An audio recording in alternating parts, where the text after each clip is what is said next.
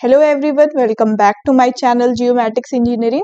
और आज के लेक्चर में हम माइक्रोवेव रिमोट सेंसिंग के बारे में बात करेंगे, जिसमें हम उसके सारे टाइप्स के बारे में, एक्टिव पैसिव के बारे में बात करेंगे। माइक्रोवेव सेंसर के कौन कौन से सैटेलाइट प्रोडक्ट्स हैं उनके बारे में बात करेंगे। तो शुरू करते हैं। तो सबसे पहले बात करते हैं कि माइक्रोवेव रिमोट सेंसिंग होती क्या है। तो ये जैसा कि आप इस इमेज में देख रहे होंगे, यहाँ पे वेवलेंथ की रेंज प्रेजेंट की गई है। तो इंफ्रारेड के बाद और रेडियो वेव्स के बीच में ये जो माइक्रोवेव वाली रेंज है, ये एक लॉन्ग वेवलेंथ रेंज में आती है और यही इकलौती माइक्रोवेव रेंज है जो कि रिमोट सेंसिंग के थ्रू रिकॉर्ड की जाती है। तो इसकी वेवलेंथ जो होती है 1 mm से 1 मीटर के बीच में होती है। इसकी फ्रीक्वेंसी इंटरवल जो होती है 40,000 to 300 हर्ट्ज होती है। ये लॉन्गेस्ट वेवलेंथ होती है जो कि रिमोट सेंसिंग में यूज की जाती है। और इसकी एक इम्पॉर्टेंट प्रॉपर्टी ये है कि ये क्लाउड्स को पेनेट्रेट कर सकती है। यानी कि जब मॉनसून सीजन रहता है जिसमें ऑप्टिकल सैटेलाइट्स में क्लाउड कवर आता है, तो अगर आप माइक्रोवेव सैटेलाइट का इमेजेस का यूज करते हैं तो वो क्लाउड फ्री इमेजेस प्रोवाइड कराते हैं। माइक्रोवेव रिमोट सेंसिंग की इम्पोर्टेंस क्या है? तो माइक्रोवेव रिमोट सेंसिंग की एक इम्पोर्टेंट तो ये है कि ये एक लॉन्ग वेवलेंथ इमेज है और कुछ यूनिक इंफॉर्मेशन जो कि विजिबल और इंफ्रारेड सेंसर में रिकॉर्ड नहीं की जा सकती हैं, वो माइक्रोवेव सेंसर्स में रिकॉर्ड हो जाती हैं। अलग अलग फीचर्स के लिए ये यूजफुल है, जैसे कि सी, विंड, वेव डायरेक्शन, इन सारे फीचर्स के लिए यूजफुल है। और इसके जो इम्पोर्टेंट कैरेक्टरिस्टिक है माइक्रोवेव रिमोट सेंसिंग के, वो बैक स्कैटरिंग, पोलराइजेशन और डॉपलर इफेक्ट है। तो सबसे पहले बात करते हैं इसके पहले कैरेक्टरिस्टिक की, जो कि बैक स्कैटरिंग है। तो बैक स्कैटरिंग क्या होती है? तो जैसा कि ये एक रडार की इम्पोर्टेंस है, तो जब कोई एयरक्राफ्ट या सैटेलाइट है, वो अपने ट्रांसमीटर के थ्रू जो है जनरेट करता है successive short pulse of microwave ए जैसा कि आप इमेज में देख रहे होंगे, ये माइक्रोवेव के शॉर्ट पल्सेस हैं जो कि रेगुलर इंटरवल पे होते हैं। और ये focused by antenna into beam B, ये एंटीना के फोकस में होते हैं बीम के थ्रू। तो बैक स्कैटरिंग क्या होती है? बेसिकली ये जो इनकमिंग रेडिएशन है ये आती है और ऑब्जेक्ट्स के, जो अर्थ सरफेस पे ऑब्जेक्ट हैं, इनके साथ में इंटरैक्ट करती है और एक रिफ्लेक्टेड एनर्जी जो है वापस एंटीना रिसीव करता है। तो उसी एनर्जी को जो है बैक स्कैटर्ड एनर्जी बोलते हैं। और ये इनकमिंग एनर्जी और बैक स्कैटर्ड एनर्जी के बीच में जो टाइम डिफरेंस आता है, इस टाइम डिफरेंस से क्या होता है, जैसे कि अगर कोई एनर्जी आ रही है और यहाँ पे एक ऊंची हाइट का ट्री है, तो यहाँ से जो है एनर्जी जल्दी बैक स्कैटर हो गई। उसके बाद जो है प्लेन लैंड है, तो यहाँ पे एनर्जी थोड़ा लेट से रिफ्लेक्ट हुई, मतलब इसको जो टाइम है ज्यादा लग गया एंटीना के पास पहुंचने में। तो ये जो वेरिएशन आता है टाइम डिले में, इसकी वजह से बैक स्कैटर सिग्नल जो है एक 2D इमेज सरफेस का फॉर्मेशन करते हैं। इसके बाद जो दूसरा कैरेक्टरिस्टिक है माइक्रोवेव का, वो है पोलराइजेशन। तो पोलराइजेशन क्या होता है? It refers to the orientation of electric field. Electric field के ओरिएंटेशन के बारे में बताता है ये। तो रडार जो है वो मोस्टली डिजाइन किए गए हैं to transmit microwave radiation either horizontally polarised और वर्टिकली पोलराइज्ड। तो इसीलिए जो back scattered energy antenna receive करता है वो ईदर हॉरिजॉन्टली या वर्टिकली रिसीव करता है। और कुछ रडार्स होते हैं जो कि बोथ एनर्जी रिसीव करते हैं, H और V दोनों। तो पोलराइजेशन के जो है ऐसे करके 4 कॉम्बिनेशंस बनते हैं, HH, VV, HV और VH। HH में क्या होता है? Horizontal transmit and horizontal receive. VV में क्या होता है? Vertical transmit and vertical receive. HV में क्या होता है? जहाँ पे horizontal transmit and vertical receive होता है। एंड VH जो होता है vertical transmit and horizontal receive. तो जहाँ पे HH और VV है, इसको को लाइक पोलराइजेशन बोलते हैं, को पोलराइजेशन या लाइक पोलराइजेशन। और जहाँ पे हॉरिजॉन्टल वर्टिकल दोनों की बात की जा रही है, HV और VH वाला कॉम्बिनेशन जो है, इसको क्रॉस पोलराइजेशन कहा जाता है। पोलराइजेशन में एक और टर्मिनोलॉजी है पोलैरिमेट्री। तो पोलैरिमेट्री क्या होता है कि it is the technique to distinguish the object by the difference of polarisation. को पोलराइजेशन की एक इमेज है और क्रॉस पोलराइजेशन की इमेज है।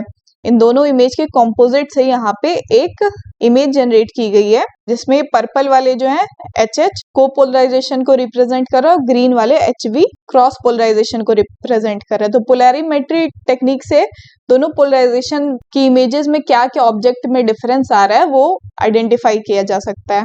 इसके बाद जो तीसरा इंपॉर्टेंट कैरेक्टरिस्टिक है माइक्रोवेव का वह है डॉपलर इफेक्ट। तो डॉपलर इफेक्ट क्या होता है, अगर इसको सिंपल लैंग्वेज में बताएं तो जैसे कि आप खड़े हैं कहीं पे और आपको किसी प्लेस से जो है कोई साउंड सिग्नल रिसीव्स हो रहा है, एक कांस्टेंट पिच में जो है सिग्नल्स आपको सुनाई दे रहा है, पर जैसे जैसे ये जो सिग्नल जहां से रिसीव हो रहा है जिस भी इंस्ट्रूमेंट से या ऑब्जेक्ट से, ये सिग्नल जैसे जैसे दूर जाएगा ये फ्रीक्वेंसी जो है जो आपको सुनाई दे रही है ये लो होती जाएगी, या फिर अगर ये आपकी तरफ बढ़ने लगा, पास आने लगा, तो ये फ्रीक्वेंसी हाई होने लगेगी। तो डॉपलर इफेक्ट क्या कहता है कि ये is the apparent change in frequency और pitch when a sound source moves either toward or away from the listener. तो जो ये सोर्स है जहां से साउंड आ रही है उसके फ्रीक्वेंसी में अचानक जो चेंज आता है पिच में, उस इफेक्ट को डॉपलर इफेक्ट कहते हैं।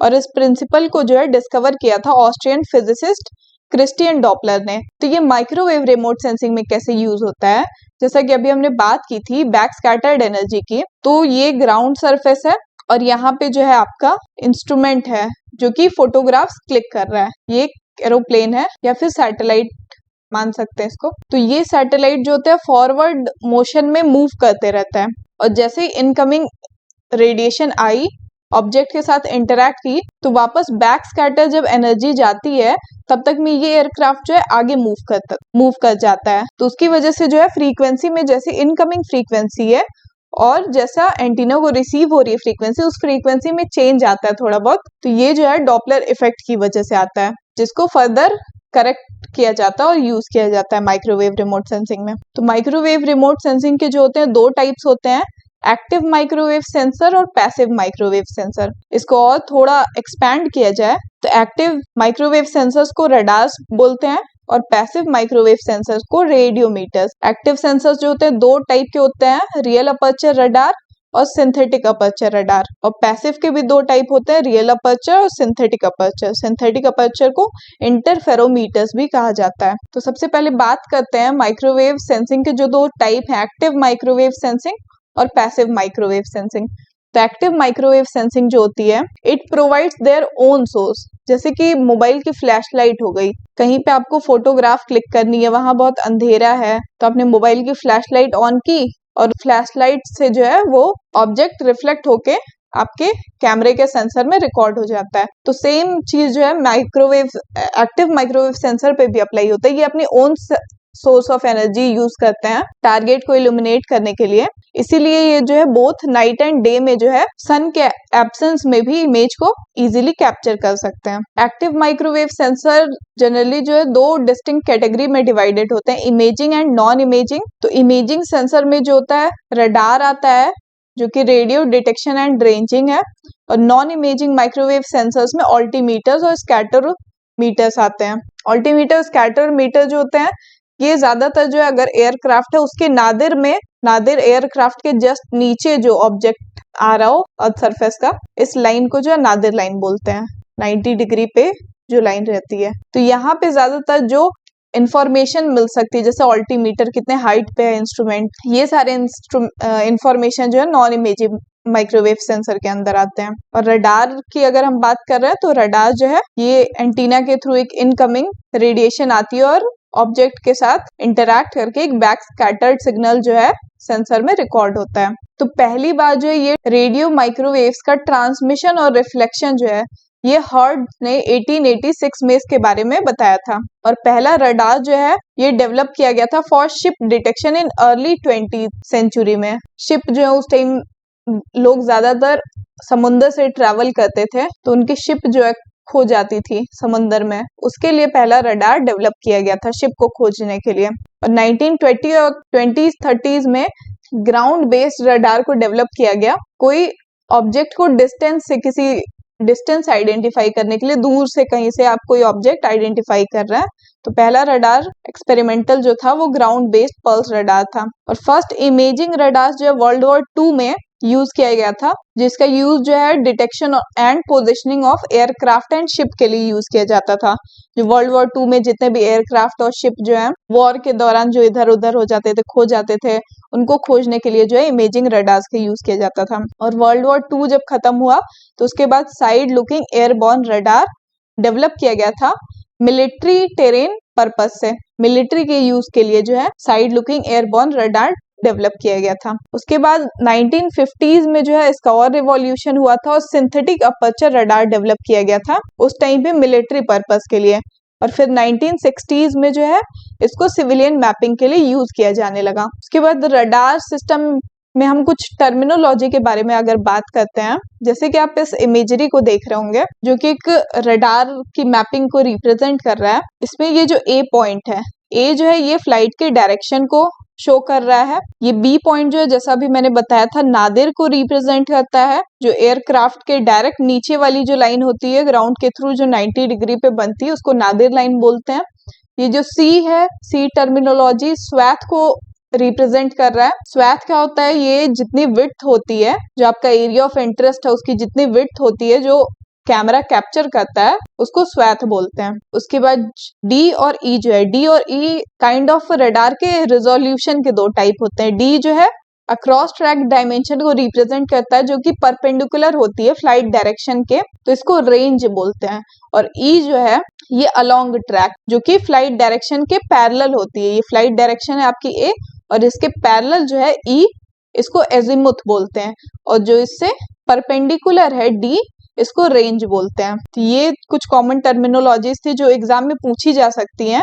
इमेज आपको दे दी जाएगी, उसके बाद पूछ दिया जाएगा कि इसमें से ये जो है डी और 2-4 ऑप्शन दे दिए जाएंगे ये क्या है। उसके बाद रडार सिस्टम में जो होते हैं नियर रेंज और फार रेंज सिस्टम होता है। जो एयरक्राफ्ट के जो एरिया ऑफ इंटरेस्ट होता है एयरक्राफ्ट का, इसका जो पोर्शन जिस स्वैथ का पोर्शन जो है एयरक्राफ्ट के सबसे पास में होता है उसको नियर रेंज बोलते हैं, और स्वैथ का जो पोर्शन सबसे दूर में होता है उसको फार रेंज बोलते हैं। इसके बाद ये जो दूसरी इमेज है इसमें ये आप ए को देख रहे होंगे। ए जो है ये इंसिडेंस एंगल है जो कि रडार बीम और ग्राउंड सरफेस के बीच का एंगल है, और ये एंगल जो है इंक्रीज होते जाएगा जैसे जैसे ये रेंज जो है ये नियर रेंज से फार रेंज की तरफ मूव होते जाएगा।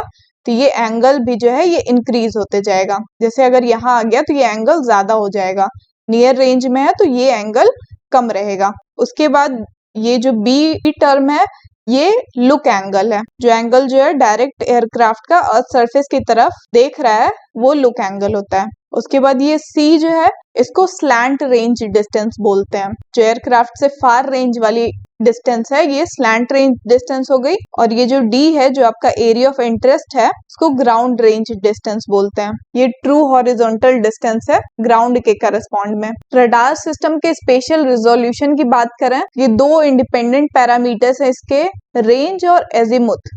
तो रेंज जो है इसको पल्स लेंथ भी बोलते हैं और एजिमुथ जो है इसको बीम विड्थ भी बोलते हैं। जैसा कि अभी मैंने रेंज और एजिमुथ के बारे में बताया था, जो रेंज जो है वो परपेंडिकुलर होती है फ्लाइट डायरेक्शन के, अक्रॉस ट्रैक रिजोल्यूशन जिसको बोलते हैं, और एजिमुथ जो होती है फ्लाइट डायरेक्शन के पैरेलल होती है जिसको अलोंग ट्रैक रिजोल्यूशन बोलते हैं। और रेंज रिजोल्यूशन का जो फॉर्मूला होता है यहाँ पे आ रहा जो है रेंज रिजोल्यूशन को रिप्रेजेंट कर रहा है is equal to c into tau divided by 2। और यहाँ टाउ जो है पल्स लेंथ है और आ रहा जो है रेंज रिजोल्यूशन है। तो अगर शॉर्टर पल्स होगी तो बेटर रेंज रिजोल्यूशन होगी, और लॉन्गर पल्स होगी तो वो बेटर होगी सिग्नल रिसेप्शन के लिए। तो यहाँ पे एजिमुथ रिजोल्यूशन का फॉर्मूला है R A is equal to G R into beta, जिसमें बीटा जो है ये एंगुलर बीम विड्थ है और जी आर जो है ये ग्राउंड रेंज है। जैसा कि इमेज में आप देख सकते हैं ये ग्राउंड रेंज है जो कि दो अलग अलग डिस्टेंस के लिए रिप्रेजेंट की गई है यहाँ पे। और बीटा जो है ये लैम्डा बाई एल है, लैम्डा जहाँ पे the wavelength of the pulse है और एल जो है the length of the antenna है। इसके बाद जो है हम अगला टॉपिक सार के बारे में बात करते हैं, जिसका फुल फॉर्म जो है सिंथेटिक अपर्चर रडार होता है। तो सार को जो है डेवलप किया गया था, रार जो रियल अपर्चर रडार था उसके कुछ प्रॉब्लम्स को ओवरकम करने के लिए सार को लाया गया था। क्या क्या प्रॉब्लम्स को ओवर किया गया था? साइज लिमिटेशन को फॉरवर्ड मोशन को रडार में क्या होता था, बस जो एयरक्राफ्ट है वो फॉरवर्ड मोशन में मूव करता रहता था, और जिसके लिए क्या होता था, जो इनकमिंग वेव है और जो बैक स्कैटर्ड वेव है इसके बीच में जो फ्रीक्वेंसी चेंज आती थी उसके लिए स्पेशल रिकॉर्डिंग और प्रोसेसिंग की जरूरत पड़ती थी। तो इन्हीं प्रॉब्लम्स को ओवर कम करने के लिए सार को डेवलप किया गया था। अगर सार के एल्गोरिदम के बारे में बात करें तो जैसा कि आप इस इमेज में देख रहे होंगे, ये एक ऑब्जेक्ट है, टारगेट ए है, इस ऑब्जेक्ट को कैप्चर करना है और ये हमारा जो है रडार इंस्ट्रूमेंट है। तो पहली बीम 1 आई और इससे बैक स्कैटर्ड सिग्नल्स रिकॉर्ड हो गए, और जैसे जैसे फॉरवर्ड मूव होते जाता है वैसे वैसे जो है एयरक्राफ्ट कंटिन्यूअस जो है सिग्नल्स ट्रांसमिट करता है, और इस ऑब्जेक्ट को कवर करने के लिए जितने पॉसिबल सिग्नल्स ट्रांसमिट किए जा सके उतने सिग्नल्स ट्रांसमिट करता है और उसके बैक स्कैटर्ड इकोस को रिकॉर्ड करता है। तो ये जो रडार बीम 3 है इसमें जैसे ही टारगेट जो है वो व्यू के बाहर हो जाता है तो इससे जो है डिटरमाइन किया जा सकता है सिमुलेटेड और synthesized antenna divided by artificial antenna. ये जो बी है सिंथेसाइज्ड एंटीना है। तो ये सार का एल्गोरिदम है जिसमें बेसिकली यही है कि फॉरवर्ड मोशन के साथ में एक कंटिन्यूअस जो है सिग्नल्स ट्रांसमिट करता है, और एक ऑब्जेक्ट को कवर करने के लिए जितने पॉसिबल सिग्नल हो ट्रांसमिट करता है और हर सिग्नल से बैक स्कैटर्ड इको को कैप्चर करता है। और सिंथेटिक अपर्चर रडार जो इसके अंदर 3 मीटर से 3 मीटर तक के रिजोल्यूशन को कवर किया जा सकता है एयरक्राफ्ट के थ्रू, और सैटेलाइट्स के थ्रू 25 मीटर तक के रेजोल्यूशन को। इसके बाद जो अगला टॉपिक है वो है पैसिव माइक्रोवेव सेंसिंग। तो पैसिव माइक्रोवेव सेंसिंग में क्या होता है, इसमें जो सन की एनर्जी होती है और उसके बाद वो एनर्जी जो अर्थ सरफेस में अब्सॉर्ब हो जाती है, जैसे थर्मल एनर्जी हो गई, और वो एमिट होती है बाद में, उस एनर्जी को रिकॉर्ड किया जाता है पैसिव सेंसर के थ्रू। तो पैसिव माइक्रोवेव सेंसिंग जो है ये एमिटेड एनर्जी को रिकॉर्ड करता है जिसमें टेम्परेचर, मॉइस्चर जैसी प्रॉपर्टीज को रिकॉर्ड किया जाता है। और इसपे क्या होता है, जो माइक्रोवेव सेंसिंग की हम लोग बात कर रहे हैं तो जो इनकमिंग वेवलेंथ होती है वो काफी लॉन्ग होती है, और उसके कंपैरिजन में जो एनर्जी रिकॉर्ड होती है, ये एमिटेड एनर्जी जो रिकॉर्ड होती है ये बहुत स्मॉल होती है। इसीलिए पैसिव माइक्रोवेव सेंसिंग के लिए जो एरिया ऑफ इंटरेस्ट है वो काफी बड़ा होता है। जो फील्ड ऑफ व्यू होता है वो मस्ट बी लार्ज होता है ताकि एनफ एनर्जी जो है डिटेक्ट की जा सके एक सिग्नल में। तो ज्यादातर जो पैसिव माइक्रोवेव सेंसर्स हैं जैसे TRMM, AMSR, ये लो स्पेशियल रेजोल्यूशन के होते हैं क्योंकि एक लॉन्ग वेवलेंथ की एनर्जी आती है और इसके बदले में जो है ज्यादा सिग्नल्स चाहिए इस एनर्जी को कवर करने के लिए, तो फील्ड ऑफ व्यू जो है ज्यादा रखना होता है क्योंकि जो एमिटेड एनर्जी होती है वो अगर छोटे एरिया में देखेंगे तो काफी स्मॉल अमाउंट ऑफ एनर्जी जो है डिटेक्ट हो पाएगी सेंसर में। और पैसिव माइक्रोवेव रिमोट सेंसिंग का जो एप्लीकेशन है वो ज्यादातर मेट्रोलॉजी, हाइड्रोलॉजी और ओशिनोग्राफी में यूज होता है क्योंकि इसमें जो है लार्ज एरिया की स्टडी की जाती है, वाटर और ओजोन कंटेंट डिटरमाइन किया जाता है एटमॉस्फेयर में, सॉइल मॉइस्चर मेजर करने के लिए, map sea ice, current, surface wind, detection of pollutant such as oil slicks, इन सारे एप्लीकेशन के लिए पैसिव माइक्रोवेव रिमोट सेंसिंग का यूज किया जाता है। पैसिव माइक्रोवेव सेंसर्स जो हैं कुछ AMSR है जो कि एडवांस माइक्रोवेव स्कैनिंग रेडियोमीटर है, और दूसरा सेंसर जो है TRMM है, ट्रॉपिकल रेनफॉल मेजरिंग मिशन है जो कि रेनफॉल रिलेटेड इंफॉर्मेशन प्रोवाइड कराता है। और माइक्रोवेव रिमोट सेंसिंग के जो प्लेटफॉर्म होते हैं वो दो टाइप के होते हैं, सैटेलाइट बॉर्न और एयरबॉर्न प्लेटफॉर्म होते हैं, जिसमें से जो एक्टिव रिमोट सेंसिंग है वो ज्यादातर सैटेलाइट्स और एरोप्लेन्स दोनों से ही परफॉर्म की जा सकती है, पर पैसिव माइक्रोवेव सेंसिंग जो है ये सैटेलाइट के थ्रू ही बस डिटेक्ट की जा सकती है। कुछ एयरबॉर्न रडार की अगर बात करें तो CCRS जो कि Canadian centre for remote sensing है, ये X बैंड और C बैंड में सिंथेटिक अपर्चर रडार से मैपिंग करती है, और नासा भी जो है C बैंड, L बैंड और P बैंड से सिंथेटिक अपर्चर रडार में एयरबॉर्न एयरक्राफ्ट, एयरप्लेन के थ्रू मैपिंग करती है। और एयरबॉर्न SAR में एक और sea ice and terrain assessment star system है जो कि इंटरमैप टेक्नोलॉजीज द्वारा ऑपरेट किया जाता है। ये पहला स्टार सिस्टम है जो कि कमर्शियली यूज होता है, और ये X बैंड पे ऑपरेट होता है जो कि 3.2 सेंटीमीटर की वेवलेंथ का है, और इसमें HH polarisation 2 different resolution mode पे प्रोवाइड होता है। रडार की फ्रीक्वेंसी बैंड्स की बात करें तो यहाँ पे टोटल 8 बैंड्स हैं जिसको आप याद कर सकते हैं अगर एक साथ इनको पढ़ें, का, के, कू, XC, SL, P, ये सारे बैंड्स हैं जो कि 0.8 सेंटीमीटर से 100 सेंटीमीटर के बीच में ये सारे वेवलेंथ रेंज करते हैं और यहाँ पे उनके फ्रीक्वेंसी रेंज को भी रिप्रेजेंट किया गया है। एग्जाम में इनकी वेवलेंथ रेंज बैंड के या फिर फ्रीक्वेंसी रेंज जो है आ सकती है। इसके बाद कुछ स्पेस बॉर्न माइक्रोवेव सेंसर्स के बारे में बात करते हैं। तो सबसे पहला जो स्पेस बॉर्न माइक्रोवेव सेंसर था वो CSAT-1 था, जो कि 1978 में लॉन्च किया गया था नासा के द्वारा। और इसमें जो है माइक्रोवेव रेडियोमीटर, ऑल्टीमीटर, स्कैटरोमीटर और सार कैरी किया गया था इस सैटेलाइट में। कुछ और भी स्पेस बॉर्न रडार थे जो 90s सेंचुरी में लॉन्च किए गए थे। पहला तो CSAT नासा ही था, जिसके बारे में अभी हमने बात की। वो L बैंड और HH पोलराइजेशन में था और इसकी स्वैथ विड्थ जो थी वो 100 किलोमीटर थी और स्पेशियल रेजोल्यूशन 25 मीटर की थी।